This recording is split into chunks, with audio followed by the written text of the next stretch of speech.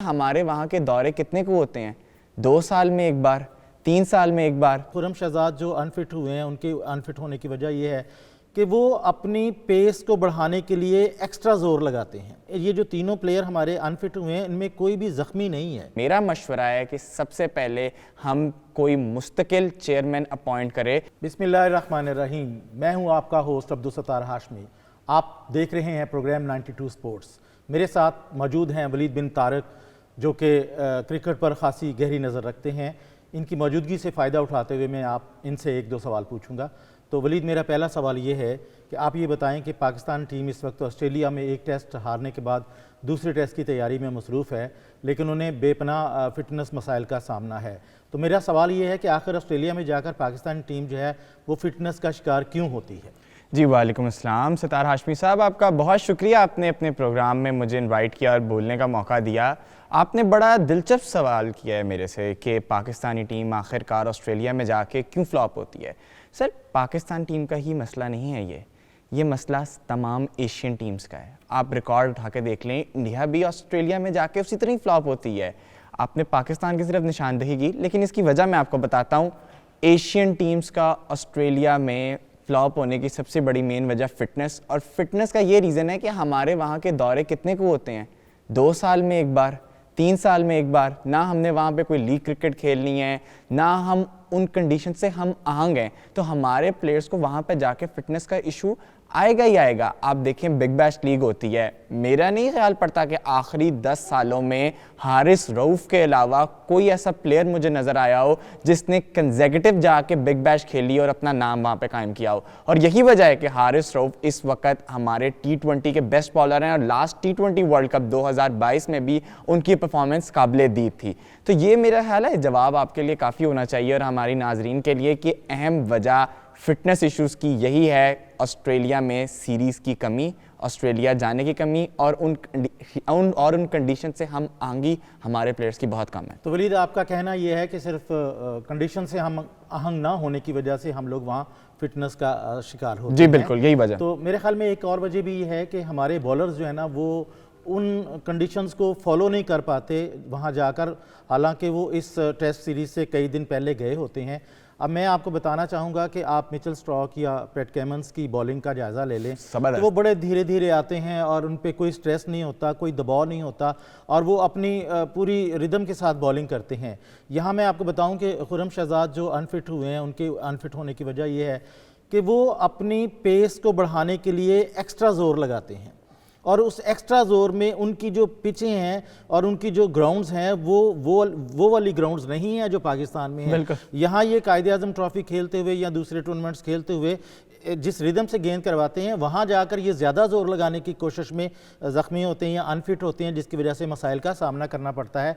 अब आप देखें कि ये जो तीनों प्लेयर हमारे अनफिट हुए हैं, इनमें कोई भी ज़ख्मी नहीं है। बिल्कुल। इब्रार की आप बात कर लें तो वो खेलते हुए उनकी टांग में खिंचाव आया और वो अनफिट होकर बाहर चले गए।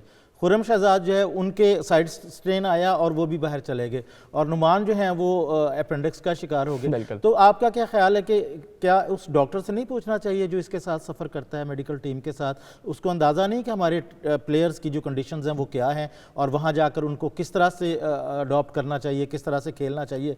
तो क्या एक जिम्मेदारी मेडिकल टीम पे भी नहीं आयद होती? हाशमी साहब, ये जिम्मेदारी हाली मेडिकल टीम पे नहीं, हमारे पूरे बोर्ड पे आयद होती है। आप देखें कि इंटरिम गवर्नमेंट के ज़का अशरफ साहब को चेयरमैन लगाया हुआ है, और इस तरह सारी चीज़ें चल रही हैं। मेरा ये ख्याल है सबसे पहले हमारी गवर्नमेंट को पीसीबी को एक कायम मकाम चेयरमैन लगाना चाहिए पीसीबी का, जो कि लंबे अरसे तक प्लानिंग कर सके। आप गवर्नमेंट के साथ हमारे क्रिकेट को इस तरह नुकसान नहीं पहुंचा सकते कि अगर इंटरिम गवर्नमेंट बैठी हुई है तो हम चेयरमैन भी इंटरिम गवर्नमेंट लगाएं। मेरा मशवरा है कि सबसे पहले हम कोई मुस्तकिल चेयरमैन अपॉइंट करें जो कि फ्यूचर प्लान्स अपने क्या कहते हैं टीम के पीसीबी के बारे में बताए और लंबी टर्म की प्लानिंग करे, ताकि हम ये रोज़मर्रा की चेंजेस इन चीज़ों से बचें, क्योंकि इससे हमारी टीम बहुत इफेक्ट हो रही है। हमारे बहुत बड़े मेरा सवाल ये है कि ज़का अशरफ तो खिलाड़ियों से नहीं कहते कि जाके ज़ख्मी हो जाएं, ज़का अशरफ का ये काम तो नहीं है कि वो टीम की फिटनेस को ख्याल रखे। ज़का अशरफ का काम तो मैनेजमेंट का है, उसने तो क्रिकेट बोर्ड को लेकर चलना होता है। असल वजह जो है वो हमारी जो इंतज़ामिया साथ गई होती है, 17 खिलाड़ी गए हैं, 17 ही 7 लोग गए हैं, तो वो जो 17 लोग किस लिए वहाँ गए हैं, क्या उनको अंदाज़ा नहीं है कि हम अपने बॉलर से किस तरह से उनका वर्कलोड किस तरह से मैनेज करें, किस तरह से उनको मनवाएं? तो ये चीज़ उन पे आयद होती है ना। आप चीफ सेलेक्टर की बात क्यों नहीं करते कि चीफ सेलेक्टर ने अभी ये कहा है, नवाज को लेके जा रहे हैं कि जी मेरी ये बेस्ट चॉइस है।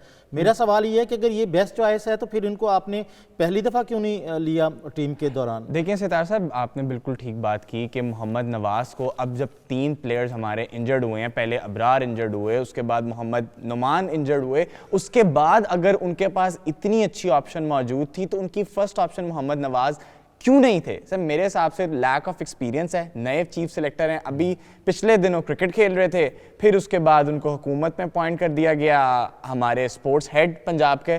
तो मेरा हिसाब से lack of experience, lack of management हमारी टीम का आगे सामने आ रही है। आपका ये कहना है कि जल्दबाजी के जो फैसले हैं यही हमें लेके बैठ रहे हैं? जल्दबाजी की नहीं, हर रोज नया फैसला आ रहा है, हर रोज नया बंदा नई कुर्सी पे आ रहा है। पहले आपने सलमान बट को क्या कहते हैं, इनका एडवाइजर लगाया चीफ सेलेक्टर का, अगले दिन अनाउंसमेंट आती है हटा दिया गया है। मेरी तो समझ से बाहर है कि आखिर पाकिस्तान क्रिकेट बोर्ड में क्या हो रहा है। रोज नए फैसले, रोज नए बंदे पॉइंट, इस तरह तो सब कुछ बहुत मिक्सअप सा हो रहा है और कुछ समझ नहीं आ रहा है। ऐसे लग रहा है जैसे कोई खेल तमाशा चल रहा है, कोई आज कोई कुर्सी पे बैठ रहा है, कल कोई कुर्सी पे बैठ रहा है।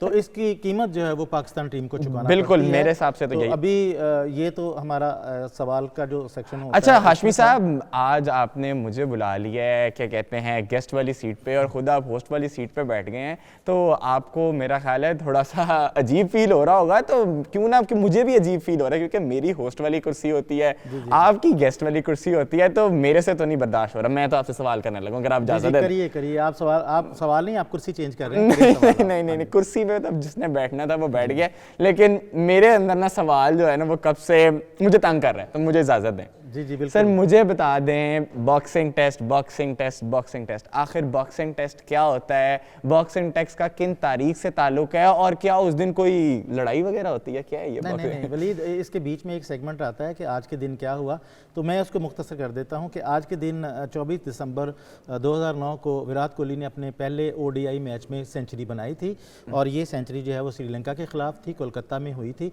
और इंडिया ये मैच जीत गया था। और दूसरी हैपनिंग ये हुई थी कि आज ही के दिन एक साल पहले 2022 में शाहिद अफरीदी को चीफ सेलेक्टर बनाया गया था, इफ्तिखार और अब्दुल रज़ाक को लगाया गया था। ये हमारा सेगमेंट है, इसको हम छोड़ नहीं सकते। अच्छा। इसलिए मैं उस तरफ नहीं आ रहा।